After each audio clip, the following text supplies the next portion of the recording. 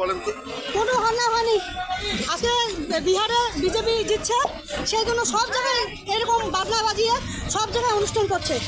আমাদের এখানেও ছেলেপেলেগুলো আসছিল, ওদের কোনো দোষ নেই, এখানেই ওরা বাড়ির সামনেই করতেছিল, করতে করতে একটু বিদ্রোহী মোড় পর্যন্ত গেছে। তারপরে কিছুক্ষণ পরে ওরা চলে আসলো, সঙ্গে সঙ্গে পুলিশও চলে আসলো। আসার পরে আমাদের বাড়ির সামনে ওই যে উদুবাবু একজন আসে বসে, ওনারা তো কিনে নিয়েছে সব কিছুকেই। ওনারা এসে আমাদের বাড়িতে পাথর ছুড়লো, ঢিল ছুড়লো। তারপরে ওখানে সামনে গিয়ে পুলিশ প্রোটেক্ট দিচ্ছে ওদেরকে, ওরা হচ্ছে ওখান থেকে স্লোগান মারছে। আর এখন বিনা কারণে আমার হাজব্যান্ডকে তুলে থানায় নিয়ে গেল, কোনো কারণ ছাড়াই, কোনো অ্যারেস্ট ওয়ারেন্ট নেই, কোনো কিছু নেই। কিসের জন্য নিয়ে গেল? কৈফিয়ত দিতে হবে পুলিশকে, কৈফিয়ত দিতে হবে পুলিশকে। এইভাবে কাউকে তুলে নিয়ে যেতে পারে না। তাহলে আমরাও গিয়ে আজকে থানায় থাকবো, আমরাও আজকে থানায় থাকবো।